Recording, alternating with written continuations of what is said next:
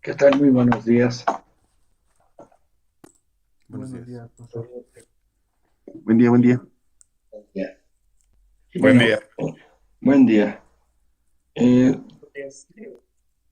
Buenos días. Estuvimos reflexionando la sesión pasada en la importancia que tiene las técnicas estadísticas dentro del análisis hidrológico para la solución de problemas que tienen que ver con la planeación y con el diseño de algunos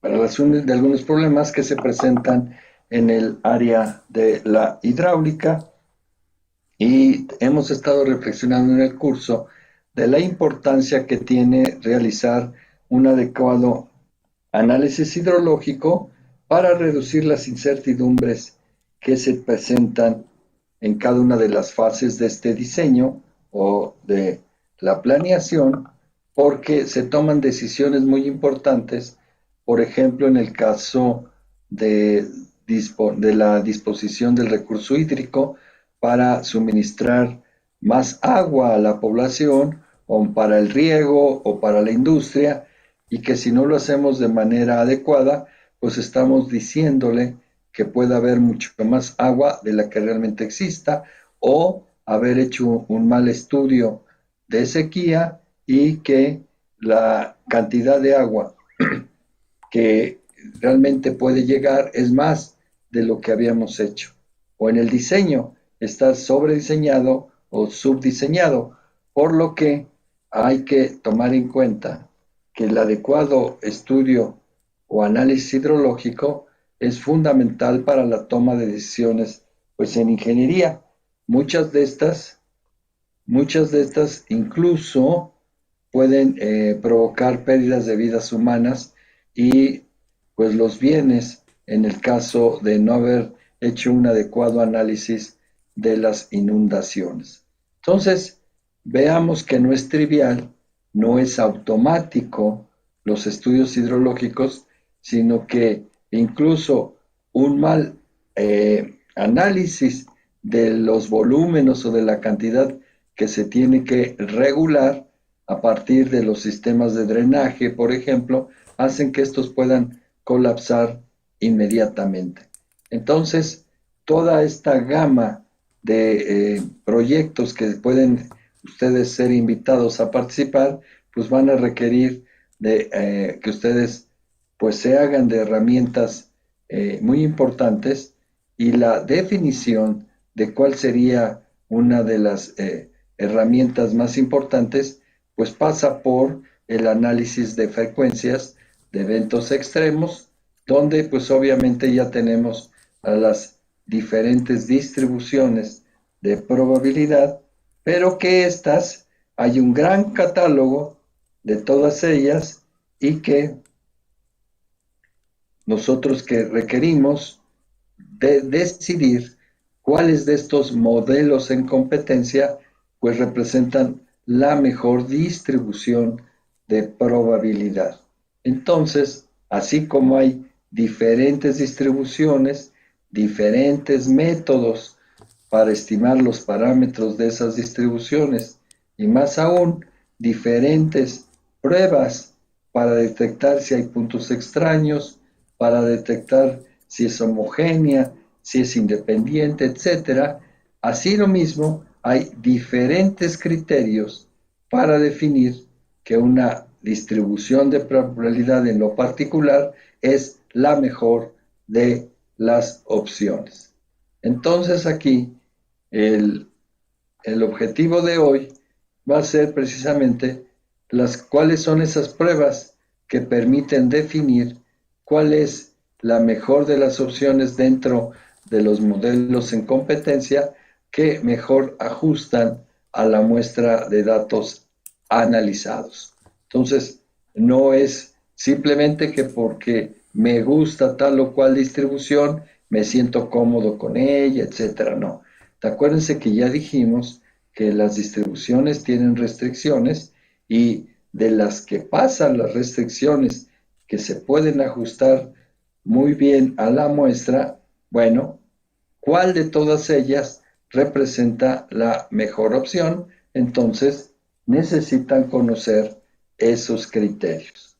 Entonces, el primero de estos criterios es el de la raíz del error medio cuadrático. Son del grupo de pruebas estadísticas que hacen una comparación entre los valores reales, que son las x de y, con los x estimados. ¿De dónde sacamos esto y esto?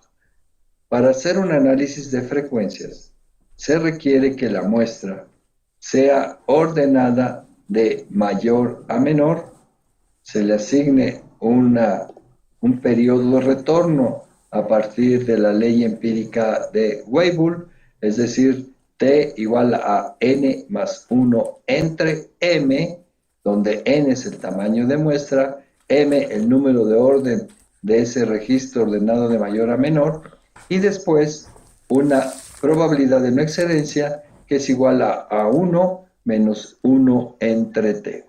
Esa probabilidad de no excedencia está asociada a la magnitud de ese evento que está ordenado de mayor a menor.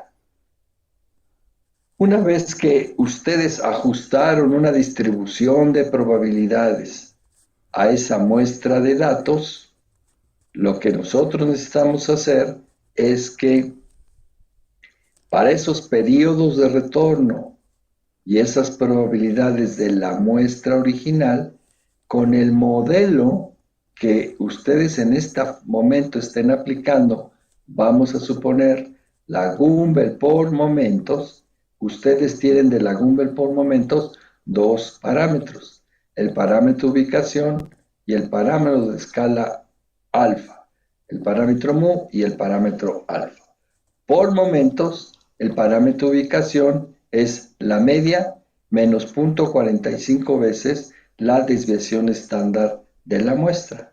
El parámetro de escala alfa es igual a 0.78 veces la desviación estándar. Con esos valores, ¿sí?, de mu y de alfa, puedo obtener con los eventos de diseño de la distribución Gumbel los valores que le correspondan a esos periodos de retorno, y va a ser x de t es igual a mu menos alfa por el logaritmo de menos el logaritmo de f de x. ¿Quién es f de x? La probabilidad igual de los eventos de la muestra original que ya está ordenada de mayor a menor. Entonces, si la probabilidad del evento más grande es 0.99, pues con esa probabilidad yo le pongo en la función de x de t igual a mu menos alfa por el logaritmo menos el logaritmo de f de x, donde f de x es 0.99, ahí tendría el valor calculado y voy a compararlo con el valor real, que es el valor más grande de esa muestra que está ordenada de mayor a menor. El segundo evento en magnitud también tiene un periodo de retorno y una probabilidad f de x. Con esa f de x la vuelvo a meter a la fórmula, a la x de t igual a mu menos alfa, etc., y me va a dar el siguiente valor estimado y lo comparo con el valor real. Entonces, al aplicar esta expresión, obtendría cuál es, a partir del criterio de la raíz del error medio cuadrático, RMSE, con este criterio obtendría un indicador. Ese indicador sí tiene unidades. Si la variable que están modelando son milímetros, son lluvias, entonces le ponen sus milímetros. Si la variable son metros cúbicos por segundo o millones de metros cúbicos, entonces los criterios que ven aquí, que vamos a ver que comparan los reales con los calculados, tienen unidades. Y tampoco se dejen llevar por el hecho de que unas tengan errores de 300 metros cúbicos por segundo y a ustedes les parezca mucho. No, hay que compararlos, estos errores, con los diferentes ajustes. Entonces, no se debe de tomar en cuenta el hecho de que por la magnitud de 300, pues ya me esté equivocando, ¿no? Entonces, la idea es que se comparan entre los diferentes modelos. Pero tenemos, además del criterio del error medio cuadrático, otro conjunto de criterios, ¿no? Para definir de mejor forma el valor para definir la mejor distribución de probabilidades. Entonces, el error medio cuadrático lo único que hace es comparar los valores reales con los valores calculados, la sumatoria, como unos pueden ser más o menos, entonces se elevan al cuadrado y se dividen entre el tamaño de muestra. Y se saca la raíz. Ese es el error medio cuadrático. Existe otro que se le conoce como el error estándar de ajuste,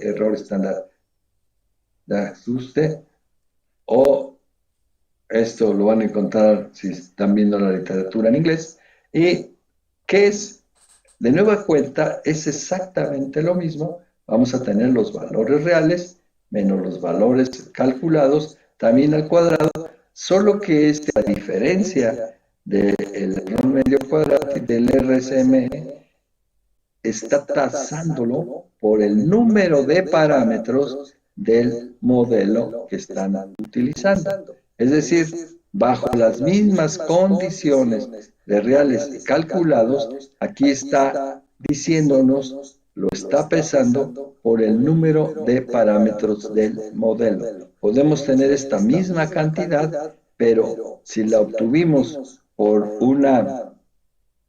una distribución Gumbel o normal o gamma de dos parámetros, aquí iría un 2. Pero si la obtuvimos por la log normal de 3, la gamma de 3, la general de valores extremos, aquí va un 3. ¿Sí? Entonces, eso hace diferencia, que este estadístico junto con el otro, este está haciendo la ponderación dependiendo del número de parámetros. Porque en estadística, una distribución con mayor número de parámetros la hace más flexible, pero esa flexibilidad debe de estar relacionada con el tamaño de la muestra original. Entonces, no vamos a ajustarle a una muestra de 8 datos, le vamos a ajustar una distribución de 3. No es posible eso, ¿eh? Entonces, entre más grande sea el tamaño de muestra, pues una distribución de 3 parámetros la hace muy flexible y generalmente tienden a ser las de mejor ajuste. Pero como no nos podemos guiar nada más con ya sea RMCE, que es el error medio cuadrático, ni con el error estándar de ajuste, pues tenemos otras condiciones que pueden ustedes utilizar. Por ejemplo, el error medio o medio relativo, como lo quieran llamar, es esta condición, donde ya no solamente es comparar el valor real, restarle el valor ajustado, sino que aquí lo están ponderando por el valor real. Significa que aquí hay una diferencia y están sacando esta diferencia, cuál es el porcentaje real con respecto del valor que sí midieron para ese periodo de retorno. Y entonces aquí, pues como estas pueden ser positivas o negativas, pues las elevamos al cuadrado, le sacamos la raíz y la dividimos entre el tamaño n. Entonces es este otro criterio, el error relativo medio o medio relativo. Entonces ese es otro de los criterios para definir cuál es la mejor de los ajustes. Aquí tenemos otro que se llama la raíz de la desviación media estandarizada al cuadrado, ¿no? Está muy largo el término, pero si se fijan, se parece al anterior, solo que en lugar de tasarla con respecto a la magnitud de cada uno de los eventos, está con respecto a la media de la muestra. Entonces, este es un criterio todavía diferente. Se parecen, pero no es lo mismo. Y entonces, aquí en lugar de estarlo dividiendo entre cada uno de los valores reales, pues se divide entre el valor medio. Esa es la raíz de la desviación media estandarizada al cuadrado. Existe otro criterio que se le llama al error medio absoluto, el MAE, ¿no? ¿Dónde? ¿Qué es lo que estamos haciendo? Pues tomando las diferencias, que es lo que ya hemos estado haciendo, pero en valor absoluto. Para no elevarlas al cuadrado, pues sacamos el valor absoluto de las diferencias, sacamos su sumatoria y la dividimos entre n.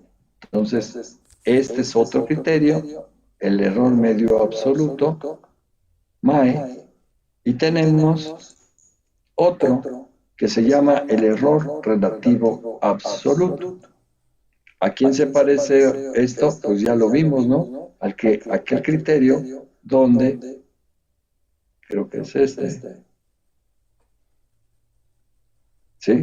Error relativo medio al error relativo absoluto, que en lugar de sacarle aquí la raíz, pues ahora estamos sacando los valores absolutos y lo dividimos entre n. Entonces aquí, de nueva cuenta, estamos comparando los reales con los estimados, pero están siendo ponderados por el valor real. Sacamos la sumatoria de estos valores y obtenemos el criterio de comparación o de ajuste. Y desviación absoluta media estandarizada, pues se parece a ¿no? Que en lugar de sacarlas al cuadrado, sacamos el valor absoluto, son parecidos, donde aquí tenemos pasa por el valor testado, que es igual a este. Nada más que en lugar de sacarle la raíz acá, pues vamos haciendo la sumatoria de los valores absolutos y lo dividimos entre el tamaño de muestra. Entonces, hay unos que sacan la raíz y hay otros que obtienen los valores absolutos.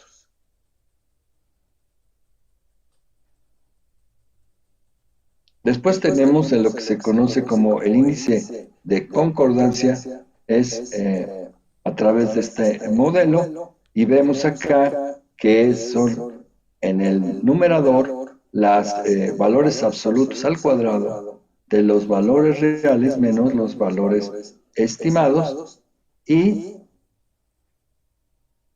aquí tenemos los valores reales menos los estimados, y aquí los valores estimados menos la media. Aquí son los valores medios, ¿sí?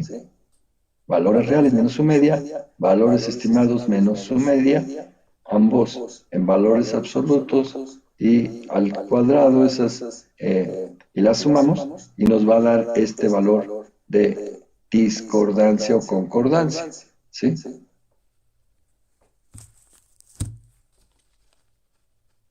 Ahora tenemos el del coeficiente de determinación R, y que nosotros podemos medir el grado de correlación entre los valores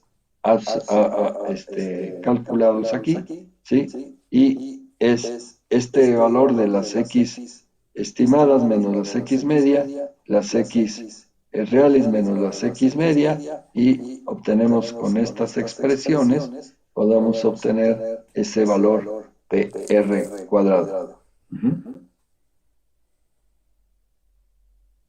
¿Cómo nos vamos a definir por la selección de estos criterios de comparación entre los valores reales y los calculados, para decidir cuál es la distribución de mejor ajuste, se debe de cumplir que tanto la medida de D y de R cuadrados sean cercanos a 1 y tener los menores valores del RMC, del CEF, RME, SRM, es decir, de todos los criterios que tenemos acá.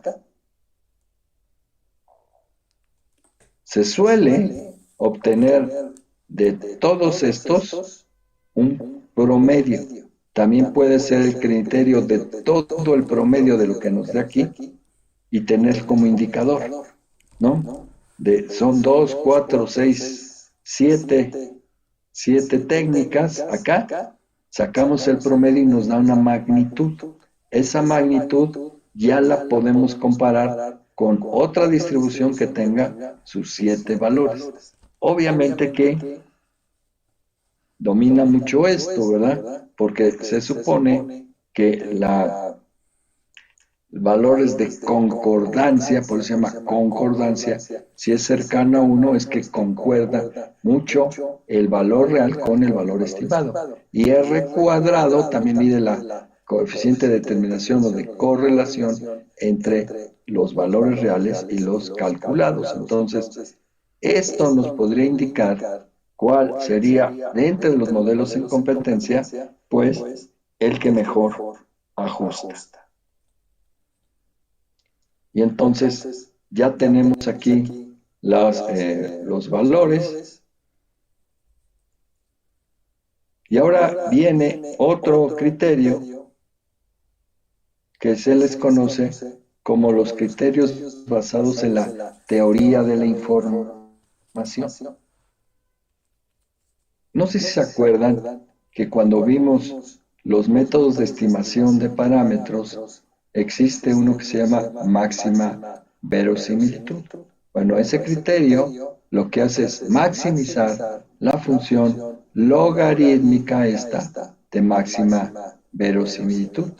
Entonces, cuando ustedes resuelven por máxima verosimilitud, el resultado es que maximizaron esta función L, que se llama la función de verosimilitud.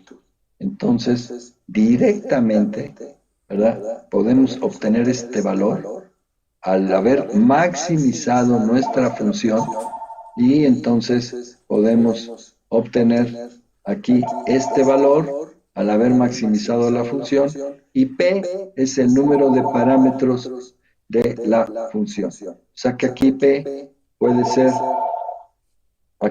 puede ser 2.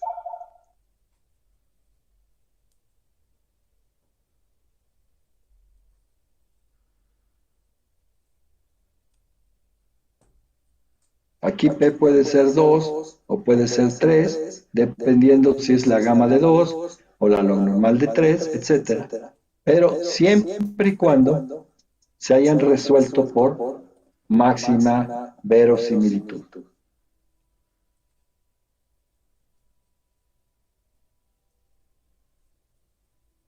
Entonces, si lo resolvieron por máxima verosimilitud, podemos obtener las estadísticos del criterio de información Takayke o el criterio de información de Bayes, estos siempre y cuando se aplique a distribuciones por máxima verosimilitud.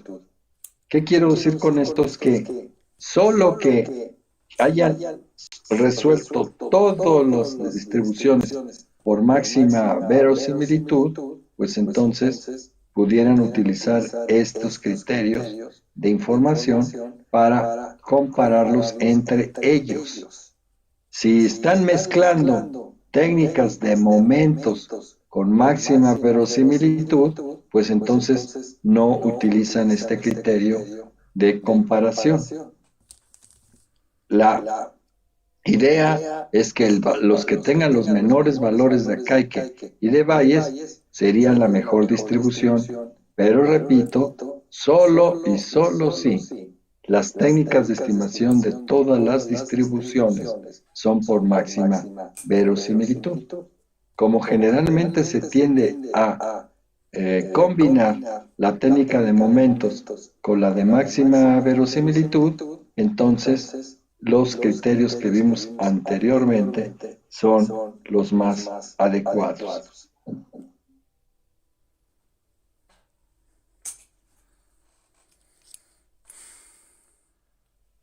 Entonces, por ejemplo, si tuviésemos una serie original como esta, ¿no? Donde tengo aquí 30 valores, ¿sí? Y tengo los valores reales de gastos máximos, entonces tenemos lo que me dice la secuencia, ordenarlos de mayor a menor, asignarles un periodo de retorno, t igual a n más 1 entre i o entre m, y acá lo estoy poniendo, ¿sí? Y es el orden. Entonces, primero que nada, los tendría que ordenar de mayor a menor. Aquí está la variable x de y, que representa las variables reales. Estas son, pero como ya las ordené de mayor a menor, tiene 297, 213, y luego le asigno el periodo de retorno a partir de esta expresión.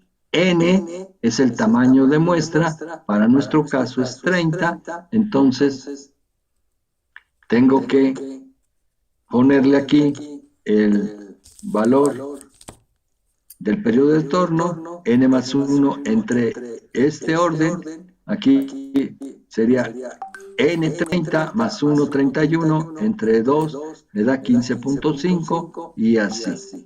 F de x es la probabilidad, y la probabilidad sería 1 menos 1 entre t.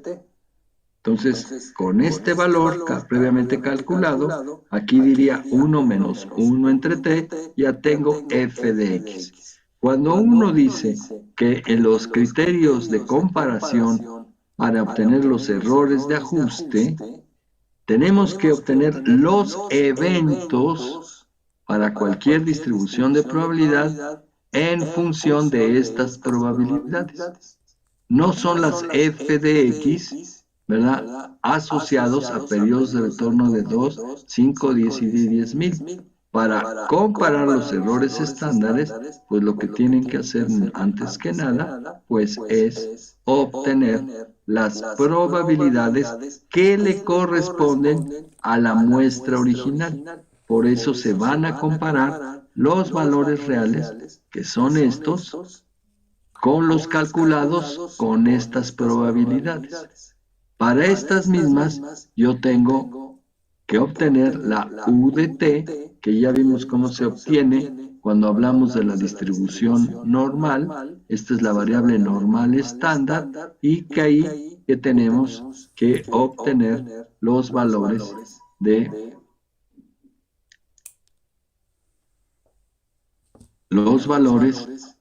la U de t. Porque si no, ¿cómo obtendría los eventos calculados para las diferentes distribuciones de probabilidad que hacen uso de la U de t, como son la normal, la no normal y la gamma, de 2 o de 3 en ambos casos? Entonces, tengo 5 distribuciones que hacen uso de la variable U de t para poder encontrar esos periodos de retorno. ¿Qué observamos de la U de t? Que es una función simétrica, donde aquí son todos positivos y después son simétricos y se convierten en, aquí termina la simetría, ¿verdad? Y este es positivo y estos ya empiezan a ser negativos, pero son los mismos valores si se fijan. 1233, 1233, porque esta U de t, si se acuerdan, es esa distribución en normal estándar, y esta es el valor que le corresponde a ser positivo o ser negativo de acuerdo con la probabilidad. Entonces, ya que tengo esto, pues me toca hacer la gráfica entre frecuencias y gastos. Aquí, ¿qué puedo observar en esta gráfica de frecuencias y gastos? Pues en forma aparente, solo por este punto, que puede ser el extraño, pues que esta sería una sola población, ¿verdad?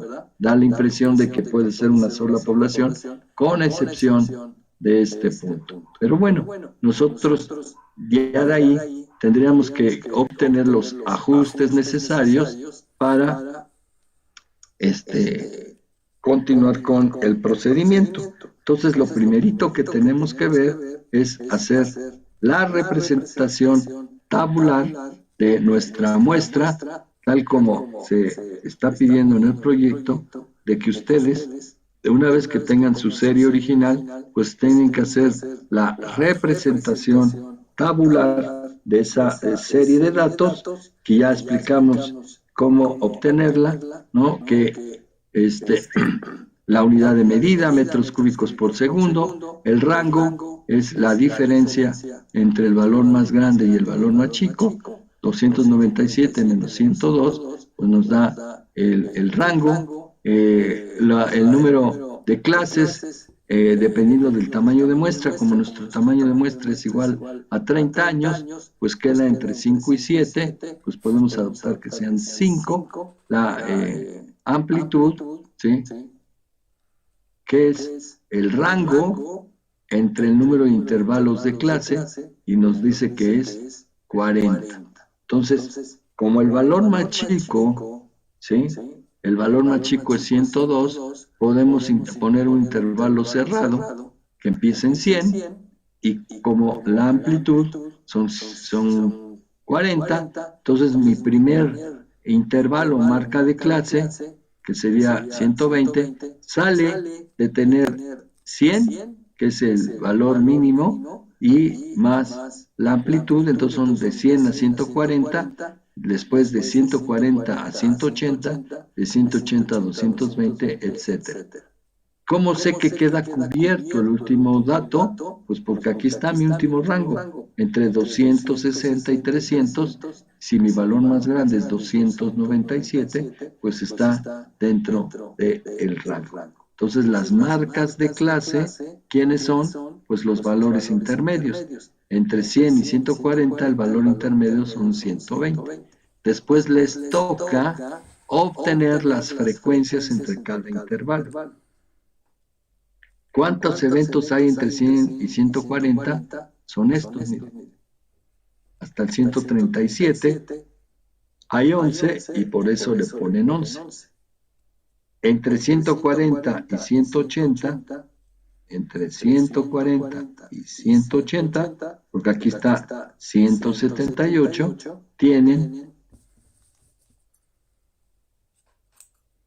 13 valores. Y así los vamos sacando. ¿Cuántos valores deben de tener? Pues 30, ¿no? No hay más. No pueden equivocarse. Entre 220 y 260 no hay ninguno, pues la frecuencia es 0. Entonces, la frecuencia relativa, ¿cómo la calculamos? Pues es esta, ¿sí? Entre el tamaño de muestra, entre 30. Se supone que, como está pesado por el tamaño de muestra, la suma de las frecuencias les tiene que dar 1. Luego, la frecuencia acumulada, ¿de dónde la vamos a sacar? Pues simplemente el primer valor de la frecuencia es 11. ¿Cómo se va acumulando? 11 más 13, 24. 24 más 5, 29. 29 más 0, 29. Y 29 más 1, 30. Este valor debe de coincidir con el tamaño de muestra. Y la frecuencia acumulada relativa, pues no es más que este número dividido entre n. Entonces se me cuenta 11 entre 30, 24 entre 30, etc. Entonces, es como se va a ir acumulando la frecuencia. Entonces, a partir de esta información, pues ya calculamos el famoso histograma, que no es otra cosa que graficar esta columna. Aquí tenemos todas las marcas de clase, y en este eje tenemos las frecuencias relativas. Como ven, aquí ¿Qué nos está diciendo este comportamiento? Pues no noto que haya un segundo máximo, ¿no? Sino viene creciendo y viene decreciendo. Entonces, cuando ustedes grafican el polígono de frecuencias, que es unir las marcas de clase de esta, ¿sí? Une las marcas de clase, acá 120, acá 160, las van uniendo, y les va a dar el polígono de frecuencias, que es este. Como ven, no hay, pues prácticamente es el puntito ese que está haciendo que se levante un poco, pero en realidad no se ve que sea significativo o que exista una segunda población en la muestra. Después, lo que se llama ojiva o frecuencias relativas es graficar esta columna de las marcas de clase y la frecuencia relativa, y es ver cómo es que se están acumulando para que la probabilidad alcance el 1. Entonces, estas tres son las representaciones de sus muestras, que luego se obtienen las mismas, pero ya para los valores calculados, y es ahí donde también se logra ver si nosotros pudimos logramos representar por esa distribución de probabilidad que después vamos a elegir si sí se pega al comportamiento de estas muestras, ¿no? Después tienen que sacar las medidas descriptivas, media, moda y mediana, pues ya sabemos cómo obtenerlas con estas expresiones, ¿verdad? Este es con la media, las magnitudes divididas entre el tamaño de muestra me dan la media.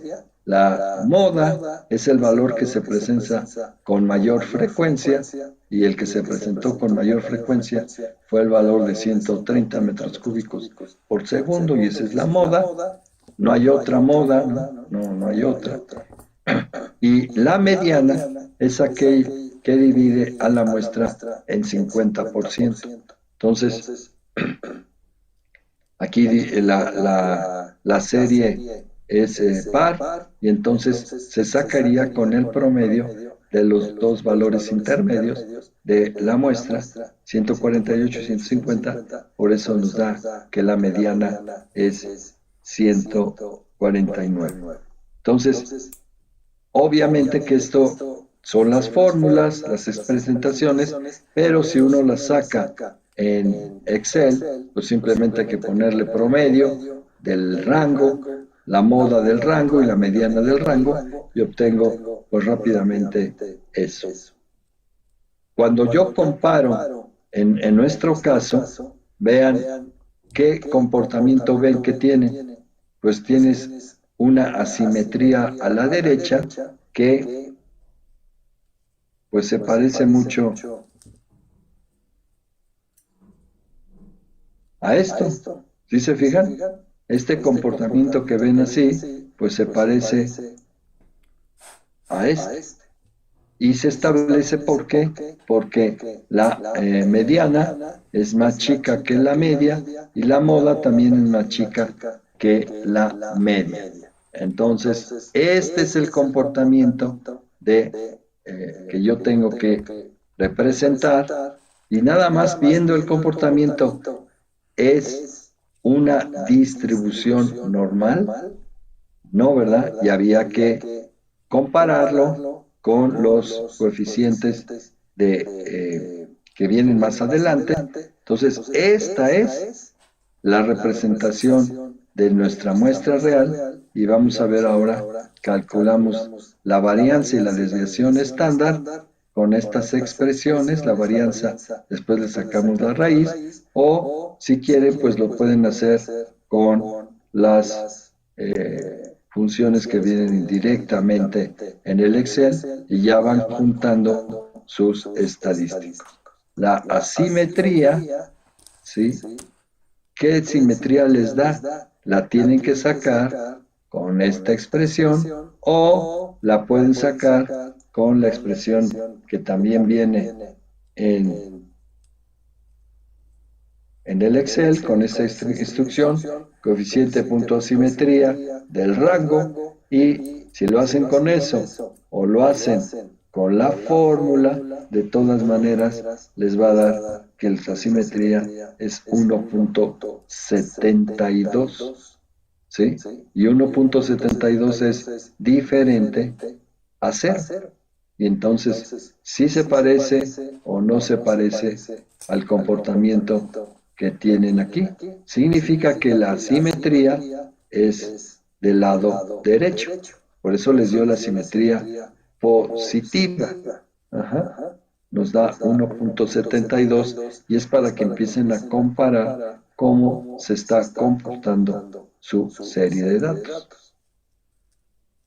La kurtosis, si lo quisieran programar, les di esta expresión, pero la kurtosis que calcula el Excel es la diferencia que se tendría con respecto a la distribución normal.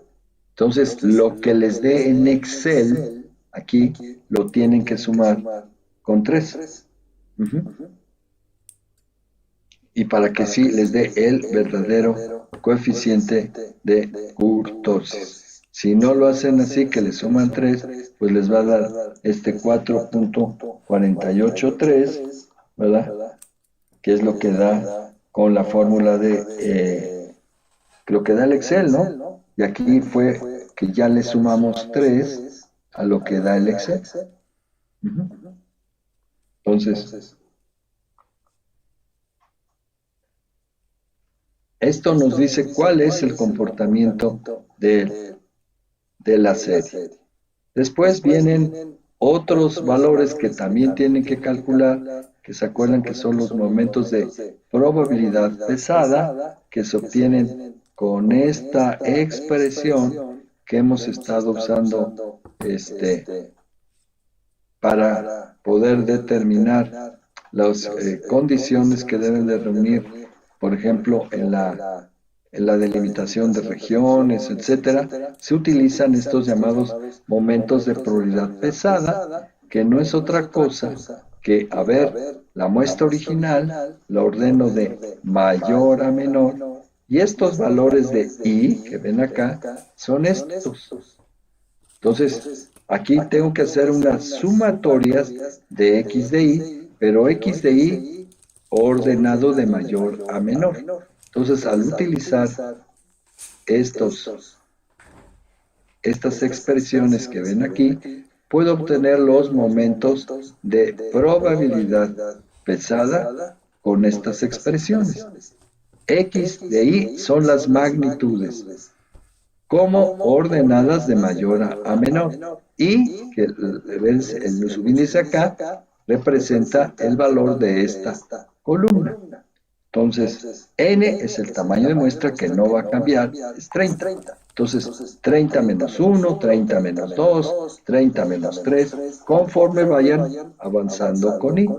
Y x va siendo este valor ordenado, el valor ordenado. Entonces, x de y por n menos y lo ponemos acá.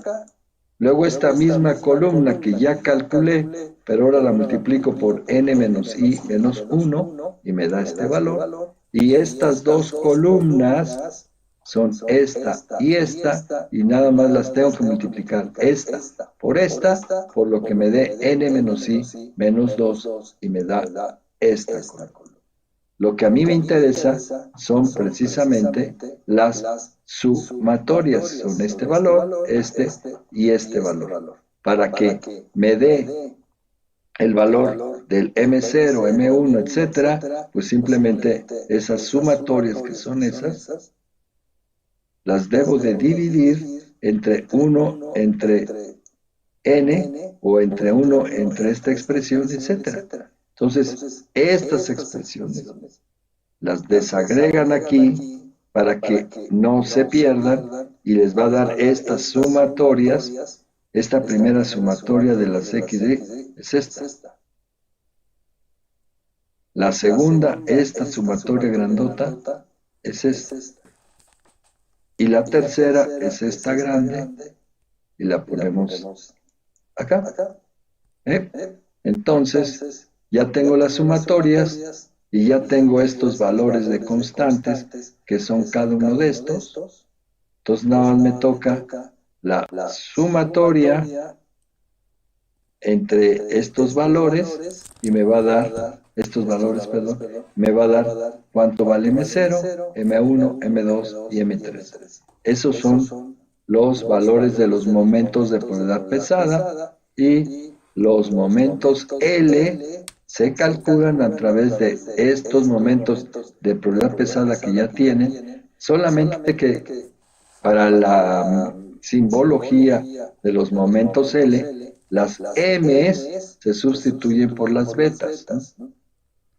Entonces, este M0 es igual al beta 0, el M1 es igual al beta 1, etc. Una vez que tengo los betas, los sustituyo aquí y me van a dar los lambdas. Estos se llaman momentos L. Una serie que deben de describir en términos del análisis de cualquier variable aleatoria pasa por tener media, varianza, desviación estándar, coeficiente de simetría, coeficiente de kurtosis y coeficiente de variación. Los 4 momentos de probabilidad pesada y los 7 valores de los momentos L, las lambdas y los coeficientes de variación L, de sesgo L y de kurtosis L. Con eso les va a permitir hacer cualquier análisis hidrológico. Es la caracterización de las medidas descriptivas de una serie de tiempo. Entonces, eso es lo que al final tienen ustedes que presentar. Esto es lo que generalmente se presenta como medidas descriptivas de una muestra. Entonces ya pueden decir que se parece a esto. ¿Por qué? Porque ya vieron que la media, la mediana y la moda se comportan de esta forma. Entonces no va a ser normal. O sea, incluso estaría de más que ustedes le calcularan la distribución normal. Tan obvio es que el coeficiente de asimetría no es 0, ni la kurtosis es 3.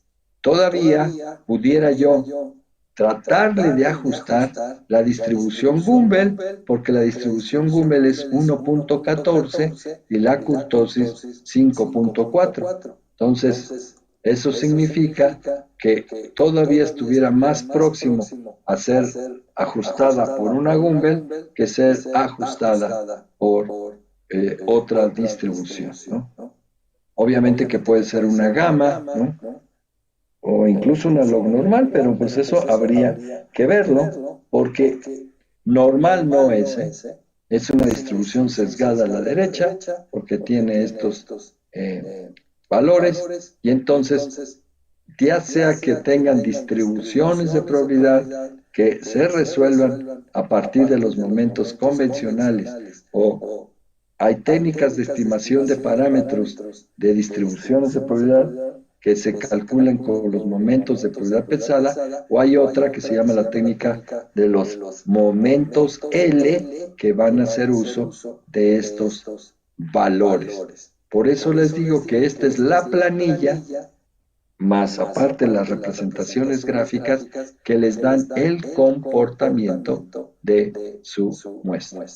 Después, ya que tienen esa muestra completa, la tienen caracterizada, pues tienen que aplicarle los puntos extraños, la independencia y la homogeneidad. Los puntos extraños, ya saben que tenemos estas 3 pruebas, la prueba de 3 veces la desviación estándar, el rango intercuartil y el test de groups. Cualquiera de estas técnicas, de hecho las 3, les permiten generar un criterio para saber si tienen un punto extraño o no. Recuerden aquí que tenemos un valor muy elevado que es de 297 metros cúbicos por segundo, y nos gustaría saber si este es un punto extraño. Entonces, al principio, la prueba de 3 veces la desviación estándar, lo que está haciendo es que ustedes calculan la desviación estándar y checan si dentro del rango que se presenta de 3 más veces la desviación estándar, si tengo un punto extraño o no. Entonces, también recuerden que es una prueba que aquí debe de estar el valor de las y, o sea, de los logaritmos de los gastos, tiene que estar en logaritmos, ¿sí? Porque la muestra no es normal, entonces la estamos normalizando. Y cuando ya sacamos la desviación estándar de la serie logarítmica, la ponemos 3 veces y le sumamos la media, nos va a dar un valor. Si ese valor le saco el antilogaritmo, me va a dar el valor límite de 298. Si hago lo mismo, nomás que ahora restándole 3 veces la desviación estándar, veo que los límites para que la muestra sea considerada con 0 valores extraños es que deben de estar entre 77.4 y 298. El valor más chico de la muestra son 102, el más grande son 297, que todavía está dentro del rango. Por lo tanto, mi muestra no tiene puntos extraños y este 297 sí debe de ir en ella. Entonces, así como vimos ahorita la prueba 3S, pues tienen que practicarle estas dos pruebas y verificar si no tiene puntos extraños. Después, vimos la prueba de independencia, también tenemos 3 pruebas que deben de aplicar y una de ellas es la muestra, el método de Anderson o del correlograma, donde tenemos la expresión para calcular los R's de K, donde K es el tiempo de retraso, y tenemos los límites de confianza que dependen del retraso K. Y si a lo más el 10% de los puntos están por fuera de los límites de confianza, pues entonces digo que la muestra es independiente y tenemos que sacar estas dos pruebas para que por lo menos en el criterio, si son dos independientes, aunque una tercera diga que es dependiente, yo le pongo palomita porque digo que la serie es independiente, que es fundamental para poder aplicarle el análisis de frecuencias. Después de homogeneidad, tenemos todas estas pruebas, ¿sí? Y la que estamos presentándoles acá es una de ellas, es la TD-Student, pero ustedes tienen que aplicarle todas estas pruebas de Tom, de Helmer, Dorenbos, Student y Kramer, para verificar que la muestra sigue siendo homogénea y lo que me dice la de Student en lo particular es hay que dividir la muestra en 2 tramos. Como es par, yo divido los primeros 15 valores y los segundos 15 valores. Si fuese impar, la muestra, la segunda muestra estaría de 16 datos. O sea, la primera de 15 y la segunda de 16. O sea, la segunda siempre tiene un valor más grande si es impar.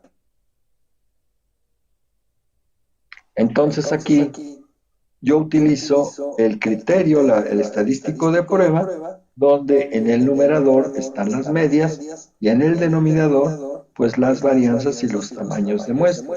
Todo esto lo conozco porque aquí tengo las medias de la muestra, las varianzas de la muestra y los tamaños. En este caso, N1 y N2, que están aquí, valen exactamente lo mismo. Entonces, yo calculo este que es mi criterio y me da este valor, pero la comparación se hace con el valor absoluto. Entonces lo tengo que comparar con el valor del TD-Student de 2 colas, que se lo pueden obtener las tablas. Todas estas tablas estadísticas están en el internet y entonces pueden obtener esta tabla y el criterio siempre es al 5%, es decir, al 95% de confianza, y tenemos que comparar que si el valor absoluto, este valor absoluto, es menor que el crítico, el de tablas, entonces se dice que la muestra es homogénea. Entonces, pues tenemos que refrendar esto con el mayor número de pruebas que tienen acá. Tienen 5, ¿verdad? Y si la mayoría de las pruebas me dice que es homogénea, pues la dejo como tal.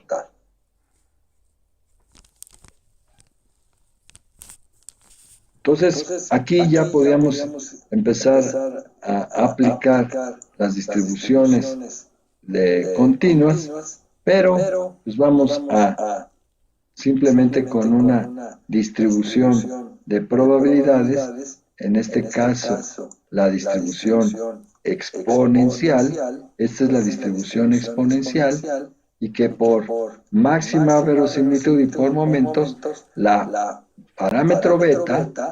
parámetro beta tiene la misma representación, que es igual a 1 entre x testada, donde x testada es la media de la muestra. Entonces, yo aquí lo que estoy calculando, ¿qué cosa es? Pues el valor de beta, y como despejo de esta función, pues tengo esta representación. Entonces, para cualquier probabilidad, lo único es restarle, sacar el logaritmo y multiplicarlo por el inverso del parámetro beta, y ya obtendríamos ahí el valor de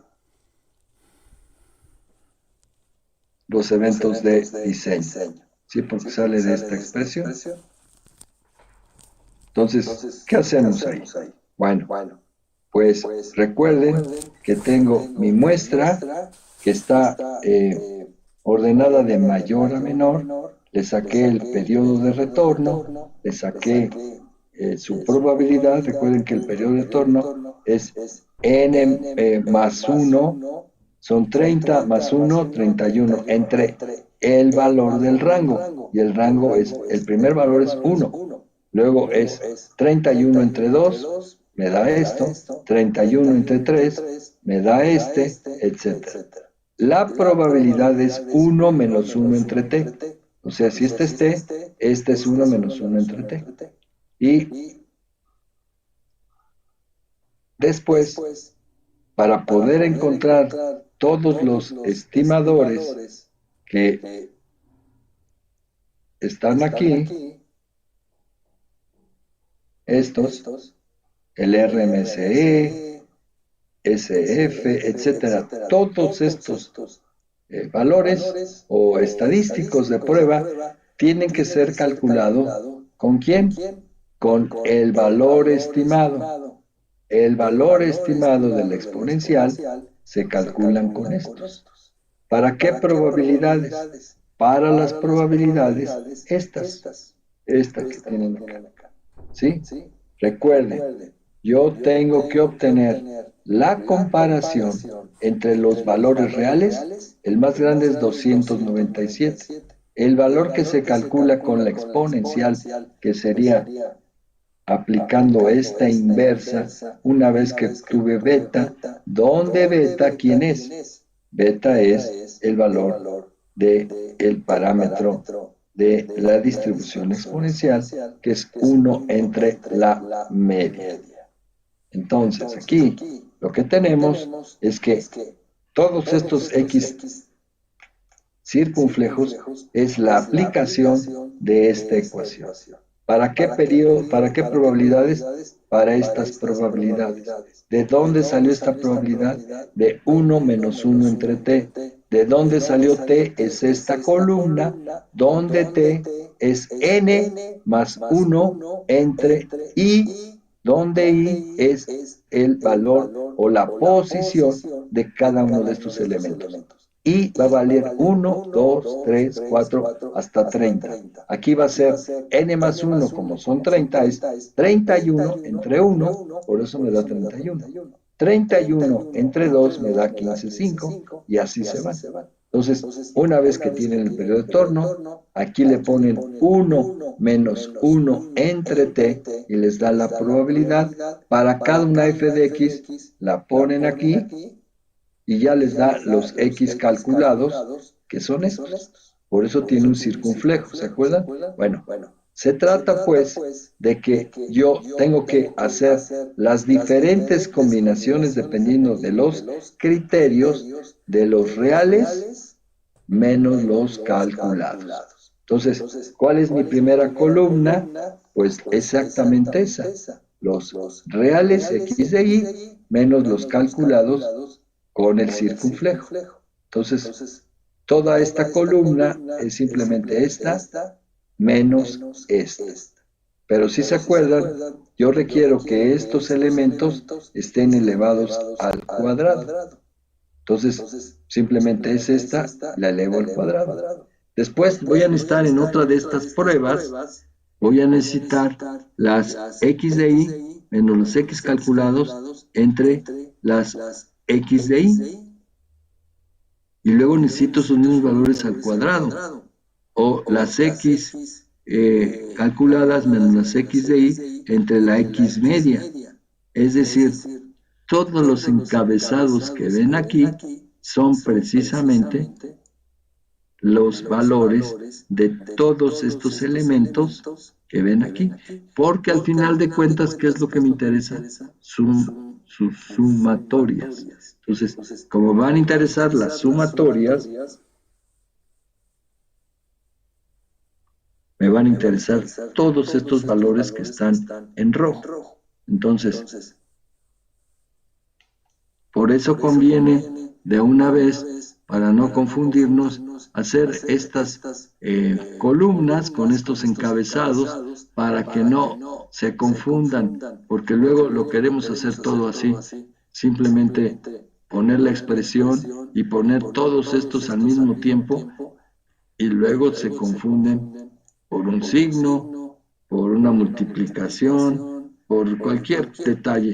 Cuando uno los hace así, a mí no me interesa trabajar de más, sino que irlo poniendo porque así incluso me doy cuenta dónde estuvo el error, que ya después que lo maduraron y que ya saben lo que deben de hacer, pues como lo hagan programado, como lo hagan, ya no necesariamente tendrían que poner las columnas, pero las primeras veces que hace uno esto, para evitarnos tener esas confusiones, mejor pongan todos los elementos en cada una de las columnas para que después simplemente obtengan la última renglón, que son las que estaban en rojo y que representan las sumatorias. Entonces, por ejemplo aquí, ¿no? El error estándar de ajuste requiere las sumatorias de las xy menos las x calculadas al cuadrado, que sería necesito la sumatoria de esto, ¿verdad? Y lo divido entre n menos número de parámetros. ¿Cuántos parámetros tiene esta distribución? Solo uno. Entonces aquí es toda la sumatoria dividido entre n menos 1 y le saco la raíz y me dice que el error estándar es de 97 metros cúbicos por segundo. El error que no tasa con respecto al número de parámetros me dice que es 95 el error. Y así yo puedo ir obteniendo los diferentes valores, ¿verdad? Las diferentes pruebas y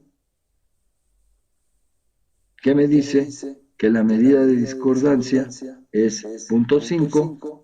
Esta R cuadrada, aunque lo ven con este número gigante, no está mal. El caso de la R cuadrada para pruebas de bondad de ajuste incluso puede ser negativo, les puede dar negativo, porque no significa que aquí siempre les tiene que dar positivo. O sea, puede dar negativo o mayores que 1. Entonces, lo relevante aquí es que como es 11, ¿sí? Debería de estar lo más cercano a 1. Entonces, significa que no es un buen ajuste. Aquí lo estamos viendo con la medida de discordancia, porque punto 5 no es igual a 1. Entonces, debería de buscar una estación, digo, otro método que la D sea mejor que esta, que punto 5. Pero en términos de los otros criterios, vean cuánto me da este, 77. Habría que ver, con respecto a otras distribuciones, cuál es el mejor ajuste. Yo de antemano les digo que esta distribución exponencial no no es tan buena para el modelado de los gastos máximos, por eso no se las di, no se las puse en el catálogo de distribuciones de análisis de frecuencias, porque no es muy buena esta, ¿no? Entonces, cuando uno está analizando los gastos máximos instantáneos, nos da valores pues bastante absurdos. Simplemente hay que ver aquí el valor real, me dice que es 297 y me está calculando 535. Y esto es para 30 años periodo de retorno, 31. ¿Cómo se imaginan que me daría un gasto de 50 periodo de retorno o de 100? Pues varias veces estas magnitudes. O sea que este tiende a sobreestimar de forma significativa los eventos. Sobre todo, si se dan cuenta, es de la segunda parte, porque los de la primera parte están subestimados. Cuando aquí me tiene que dar 130, pues aquí me está dando 46. Entonces, esta generalmente dan pues muy malos resultados. La exponencial por eso no se las pasé.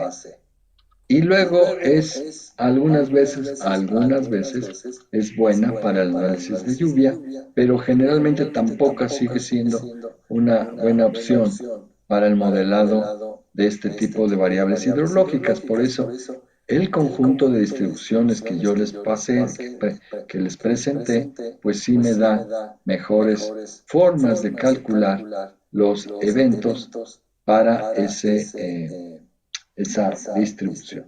Entonces, no sé si aquí está, fíjense la gráfica.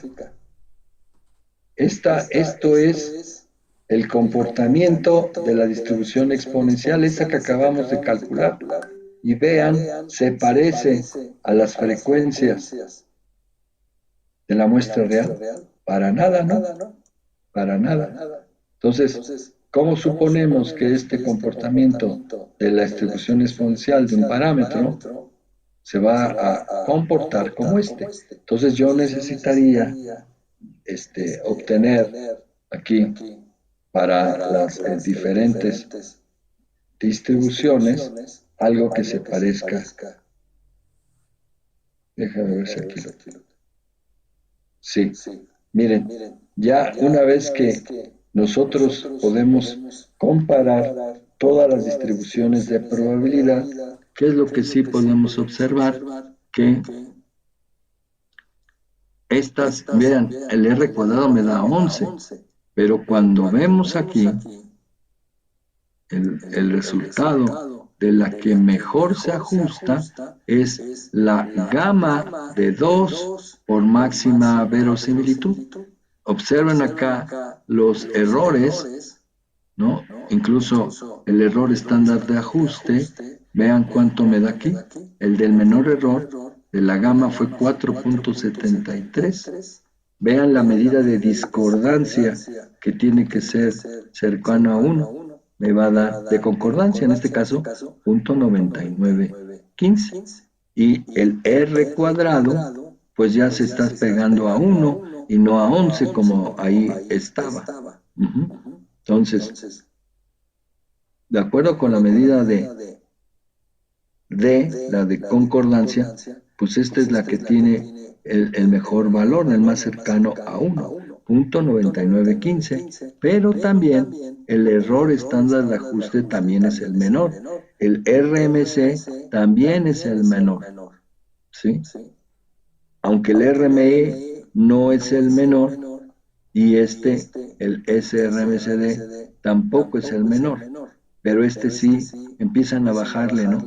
Y la idea es que, de acuerdo con los criterios que se utilizan en México, es Entonces el error estándar de ajuste me da que es el menor y me lo está confirmando el RMCE, que también es utilizado en México. Entonces, junto con el criterio de concordancia, me dice que dentro de los modelos de competencia para esa distribución, y ya tienen cómo calcular los parámetros de la gama de 2 por máxima verosimilitud, esta ya sería la distribución que utilizaría para esa muestra. Y cuando uno compara la distribución empírica con la función de densidad, tal como la hicimos en este caso, ¿no? Vean cómo no tiene nada que ver la exponencial con el comportamiento que les tiene que dar la muestra. Pero cuando comparamos lo que da la gama de 2, ya tiene un comportamiento similar a esa muestra de datos. Se trata pues de que nosotros podamos representar el comportamiento de la muestra ajustándole un comportamiento poblacional que no necesariamente tiene totalmente que estar pegado, pero que sí tiene este tipo de comportamientos. Entonces, al final, la idea es que ustedes puedan obtener con los diferentes criterios de bondad de ajuste, toman la decisión de decir cuál es la mejor de las distribuciones de probabilidad, porque no solamente depende el hecho del sitio, el que ustedes me digan que esa es la mejor de las distribución para ese sitio va a impactar en los demás sitios cuando apliquen los criterios de análisis regional, sobre todo en la técnica de correlación y regresión múltiple, porque ahí se asocian los gastos de diferente periodo de retorno con respecto a las características fisiográficas, que eso es algo que sí está incluido en su trabajo. Por eso, lo importante aquí es que se tengan herramientas suficientes para definir con la menor de las incertidumbres cuál es la mejor de las distribuciones que ajustan a cada uno de esos sitios en estudio, porque o pueden tener un problema solo particular de un lugar o a partir de varios sitios vecinos poder encontrar la estimación en un punto no aforado. Y eso es relevante. O si el sitio aforado solo tiene 15 años, tiene 20 años, son muestras pequeñas y que con la información de las cuencas vecinas van a poder estimar ahí en los sitios con escasa o nula información. Muchos de los proyectos a los cuales los van a contratar van a darse cuenta que ahí en específico no hay información. Entonces, van a tener que construir un modelo regional, ya sea de lluvias y escurrimientos. Y si es de escurrimientos, pues es vital que la información que van a trasladar al punto de interés tenga la menor de las incertidumbres. ¿Cómo van a lograr eso? Pues una vez que tienen el conjunto de distribuciones aquí disponibles, si tienen esta cartera de distribuciones de probabilidad, pues vean que tenemos diferentes criterios de bondad de ajuste, pero si se fijan acá tenemos varios parámetros.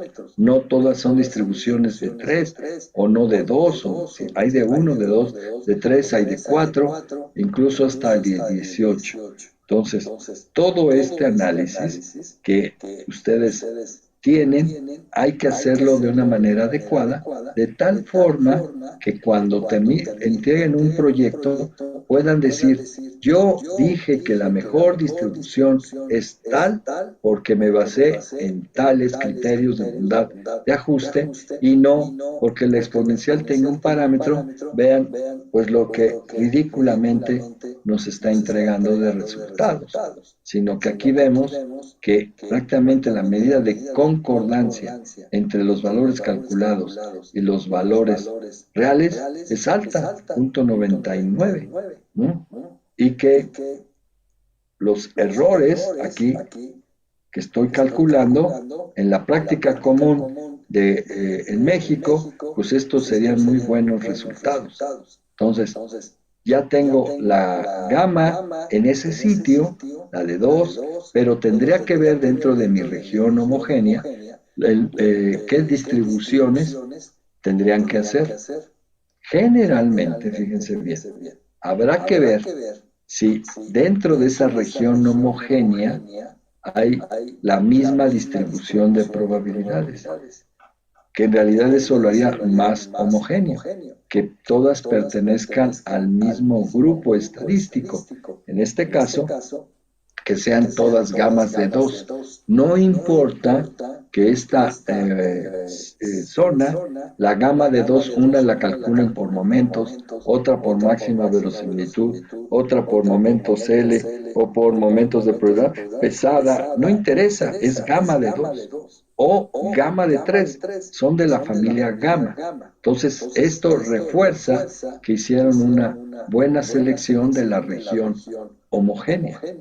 Porque si ustedes piensan que cada sitio debería de tener, pues prácticamente la distribución que sea, pues ahí me está dando la impresión de que no se hizo una adecuada delimitación de las regiones homogéneas, porque homogeneidad precisamente es que pertenezcan a las mismas familias.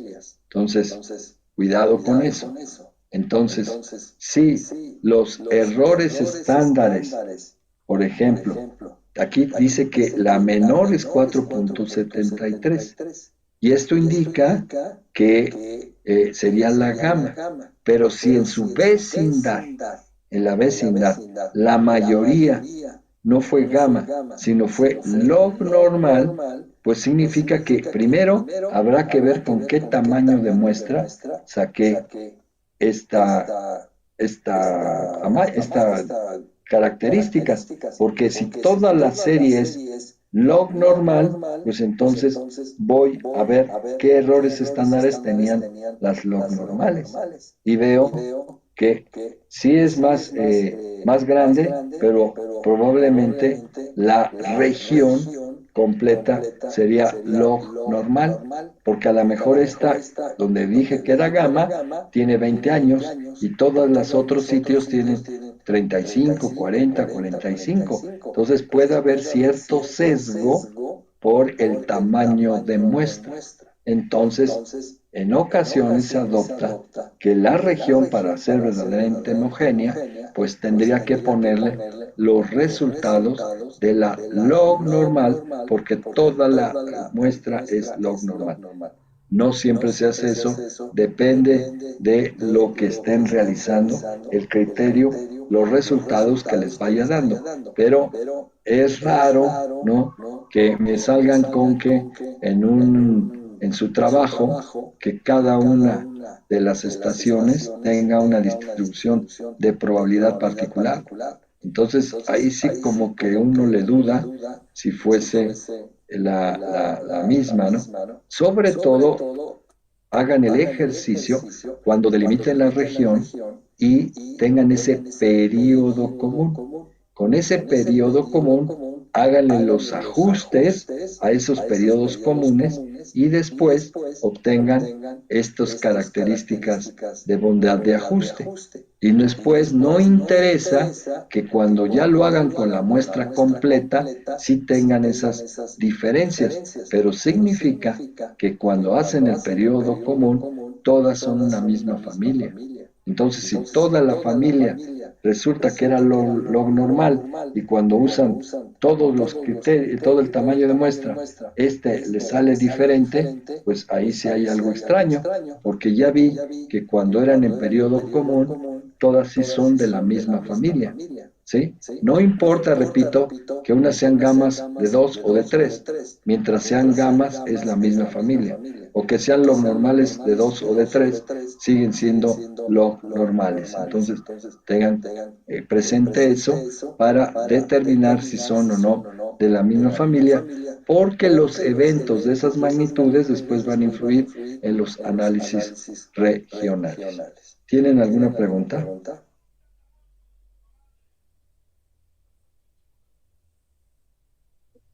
Todo bien de mi parte.